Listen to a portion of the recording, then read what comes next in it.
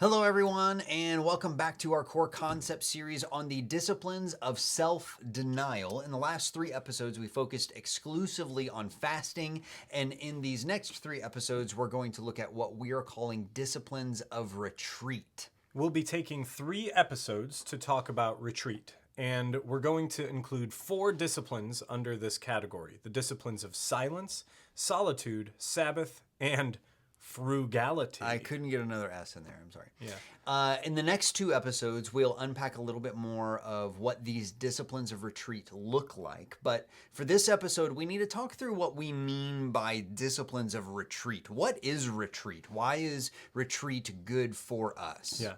Well, first, remember that we're talking in this series about self-denial. Fasting was about self-denial, and disciplines of retreat are also about self-denial.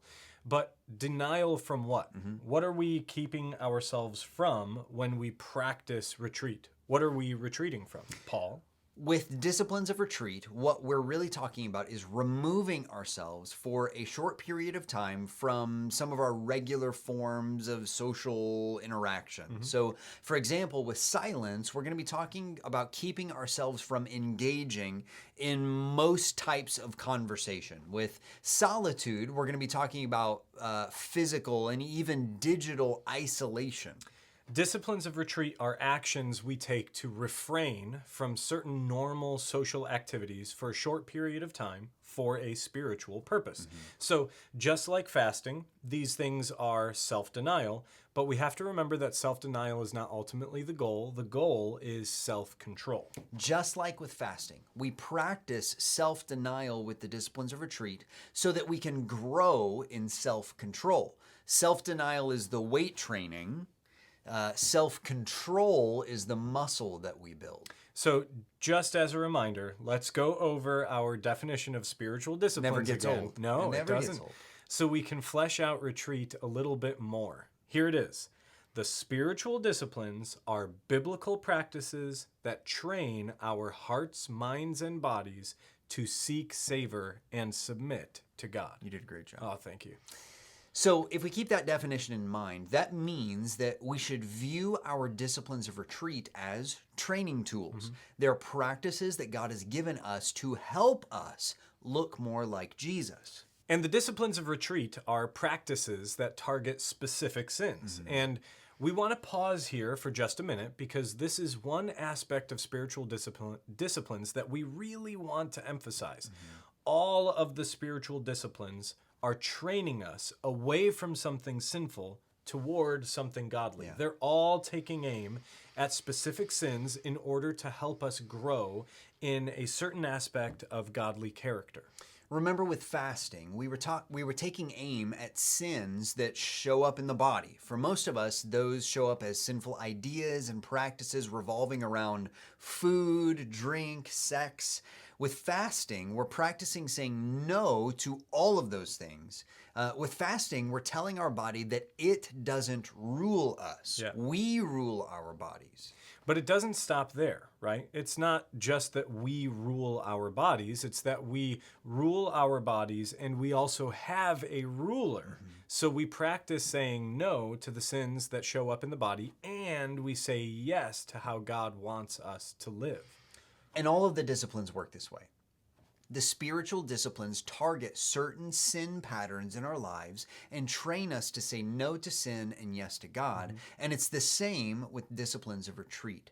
Silence, solitude, Sabbath, and frugality all target sins that tend to show up in our social relationships, in our relationships with other people, and really in our relationships with our culture as well. So what are we talking about here? What kind of sins tend to show up in our relationships? Well, we're talking about things like arrogance, thinking or acting like you're better or more important than you actually are. The disciplines of retreat can train us to say no to arrogance and yes to humility.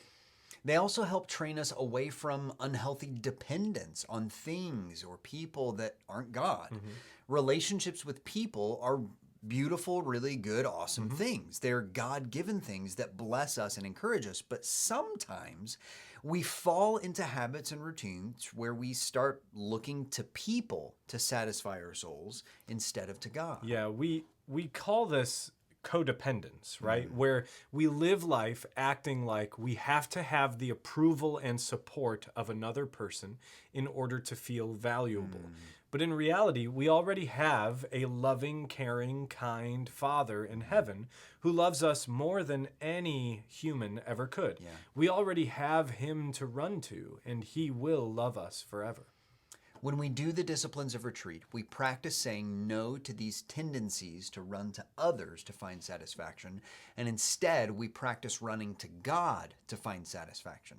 Retreat helps us fight dependence on other people instead of on God. Yeah. And another big sin that disciplines of retreat help us fight is self-sufficiency. Especially in our American culture, some of us fall into the trap of thinking that we are self-made, right? We pull ourselves up by our own bootstraps, and what we have is all because we worked hard. Our culture feeds us these ideas, and it's pretty easy to fall into the trap of believing that it's our effort and our effort alone that earns us some kind of cultural salvation. But retreat also helps us fight dependence on ourselves instead of God.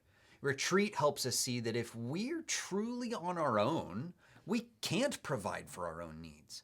Everything we have that is good for us is from God. Yes, we work and we strive to be productive because that honors God. But Listen to Deuteronomy 8:17 through 18.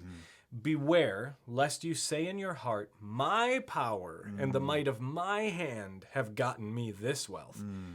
You shall remember the Lord your God, for it is he who gives you power to get wealth, that he may confirm his covenant that he swore to your fathers as it is this day.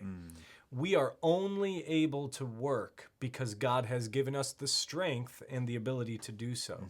Yes, we strive, but we only thrive because of his blessing.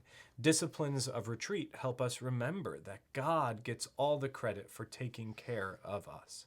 And finally, when we practice the disciplines of retreat, we attack the self-centered sins of extravagance and excess and trying to find satisfaction in the stuff of this world. Frugality is the discipline of retreat that really comes in handy here. Yeah, we're going to go into all of these disciplines in more detail in the next couple of episodes. But what we really want you to walk away with today is that disciplines of retreat are a gift from God to help us fight sin and train ourselves for godliness. And let's be honest, silence, solitude, Sabbath, and frugality all sound kind of scary. None of them sound very fun. Solitude sounds horrible. But one thing that we have to remember is that they're all good with a capital G. They're all disciplines that God has given us to train us to live better, more God-honoring lives. They're all designed to help us fight some of these relational and cultural sins. In the next 2 episodes, we're going to unpack these specific disciplines of retreat. So hang tight for that. But for now, with your home group, talk through some of the sins that we've talked about. Which ones cause you the most trouble? Which ones do you think would be good for you to start fighting? Are arrogance and pride things that you see yourself being tempted by? What about self-sufficiency or extravagance or excess? What about codependency? Before we start talking about the God-given solutions to our sin struggles, we should really think through what our sin struggles actually are. Yeah. Talk through those things with your home group, and then next time we'll start talking through the disciplines God has given us to fight those sins. That's all we've got for you in this episode. We hope it was helpful, and we will see you next time. Be blessed, friends. Goodbye.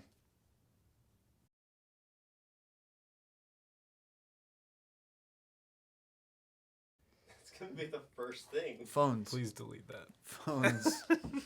Turn your phone off.